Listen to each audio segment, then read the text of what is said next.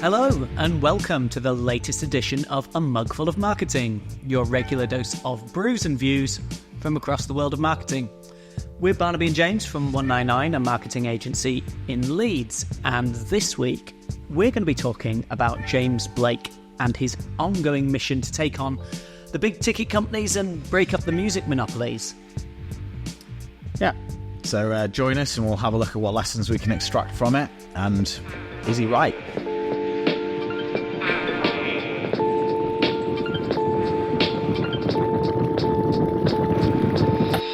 Great, so what's been happening? What has James Blake been talking about?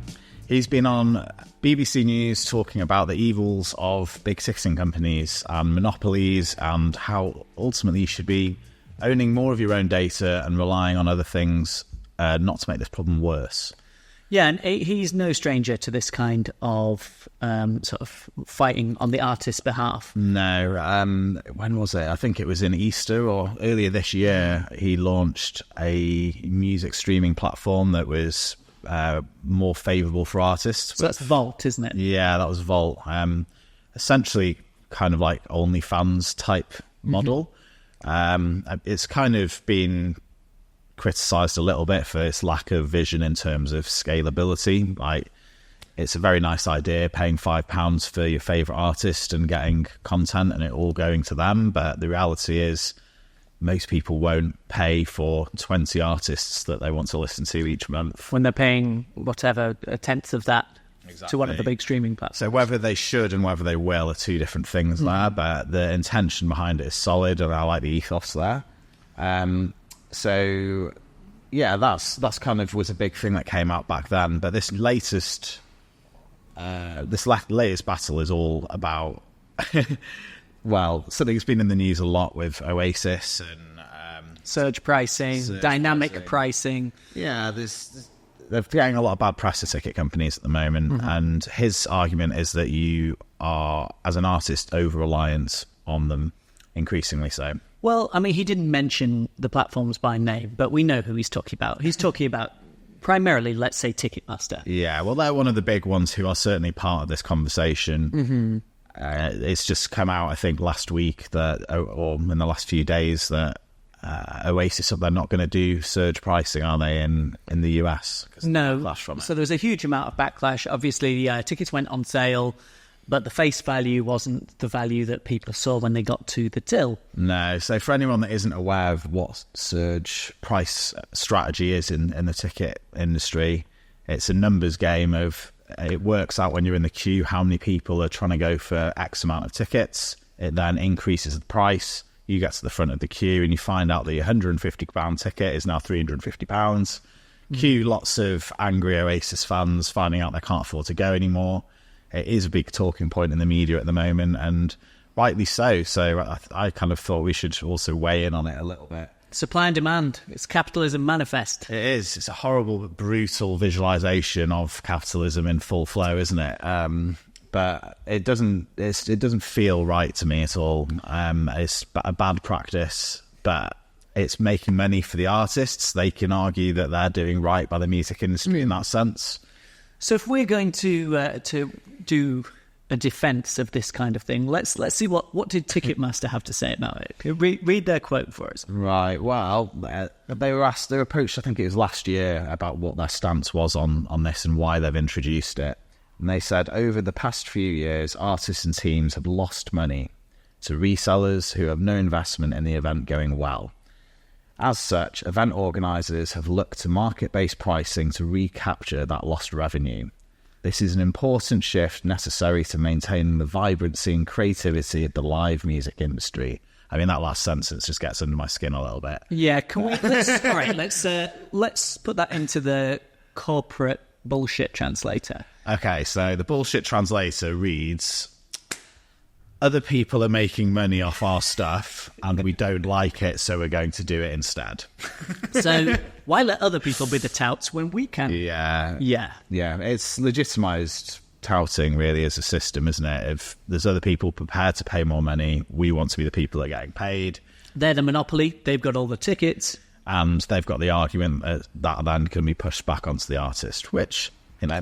I mean, I'm sure, well, I saw the response from Liam Gallagher. He didn't seem that bothered, the fact that he'd just added an extra zero to his bank account. No, it's easier to sleep at night, isn't it, when it's going into your bank account? But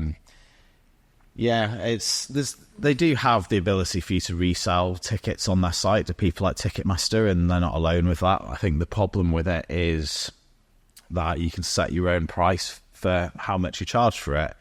So you're not changing the problem, are you? You just legitimise touting. If you can buy a ticket for 150 quid and go on and immediately 24 hours later put it on for sale for 300 quid, it's not any different to standing outside the venue with your ticket, is it? No, and for popular events, just if you've got more money than you can get, and that's it. But yeah, so this is just one part of it.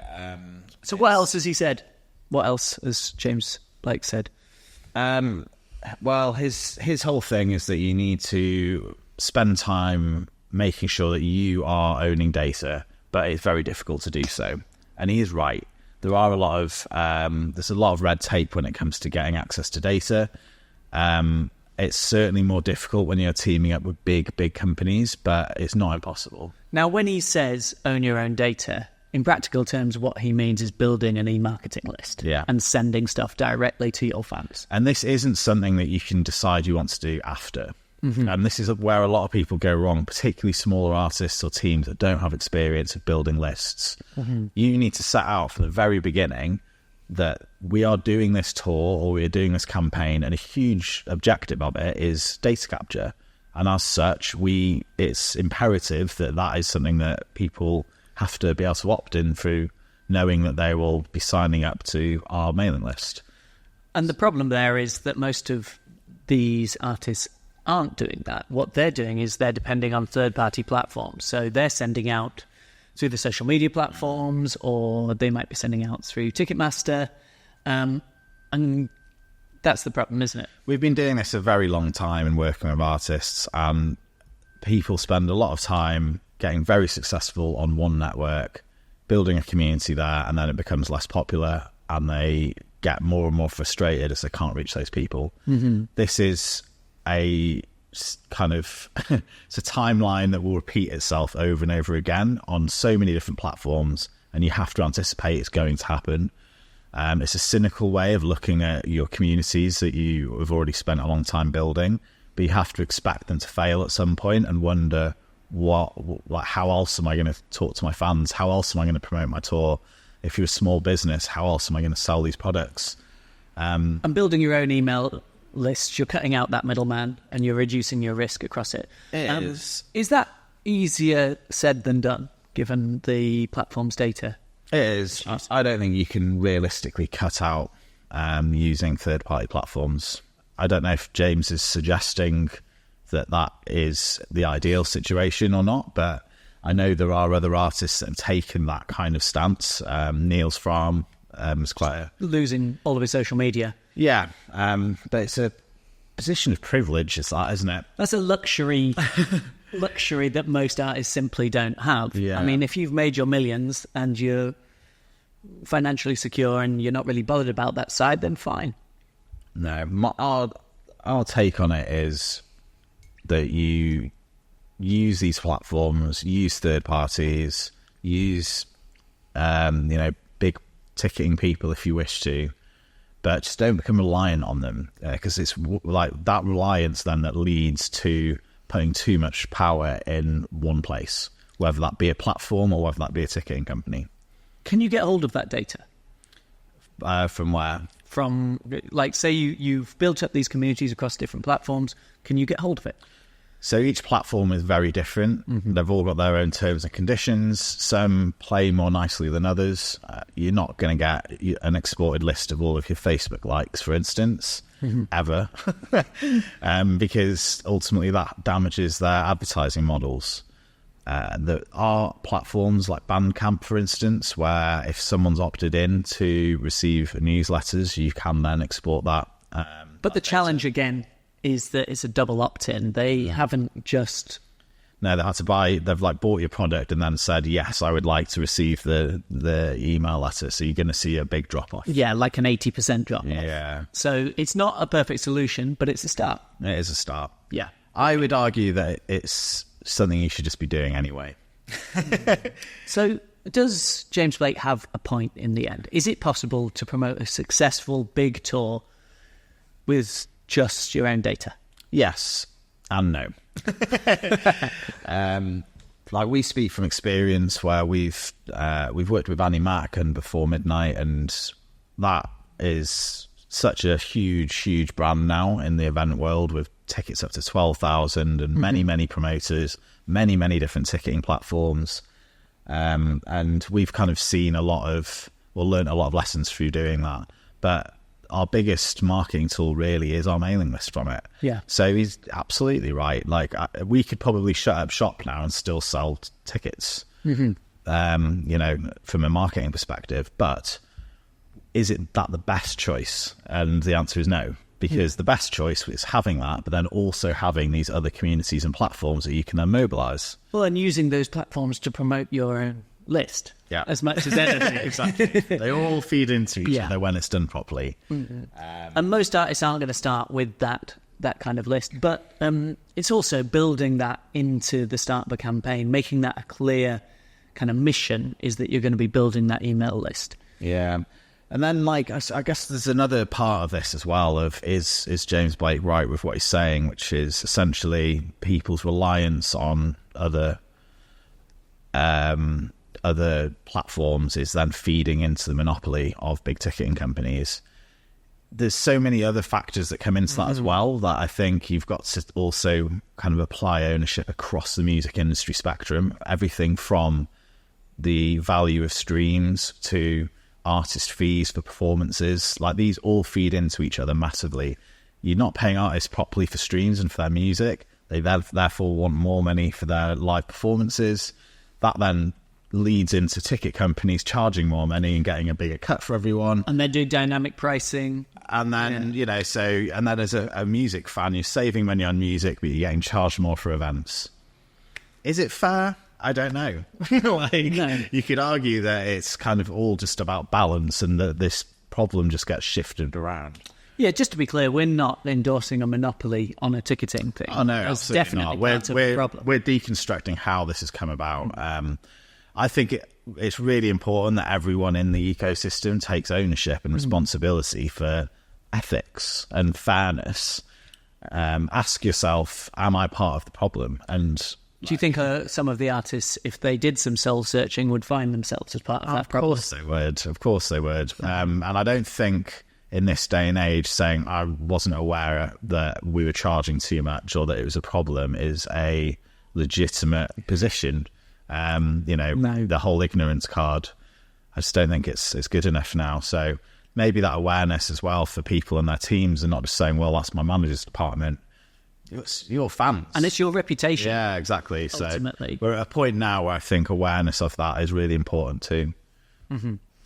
Okay, and do you think that going back to one of those original points, is dynamic pricing here to stay?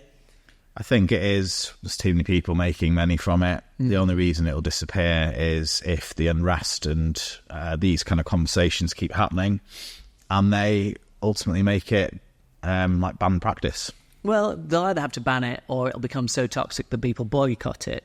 I don't see that happening. People won't boycott it. But also, if people boycott it, it solves the problem for them because there won't be any surge. Supply and demand. That's how it works. Yeah. So, yeah, I think it's here to stay too. Great. Okay, so some lessons at the end. If you're an artist or a business who depends on social media, what are the lessons to learn? So don't underestimate a solid email strategy. Don't just build a community on one platform. It could disappear overnight, and figure out how to mobilize the people in your active communities and figure out how to get them everywhere else. Not everyone on Facebook will want to follow you on Instagram and vice versa, but there's a percentage that will. Ask yourself, are you part of the problem? Maybe we should all do that anyway, but is your fee putting pressure on other areas of the industry, such as small venues, maybe small promoters? Are you turning a blind eye to a ticket surge strategy? So that you can get paid. Yeah.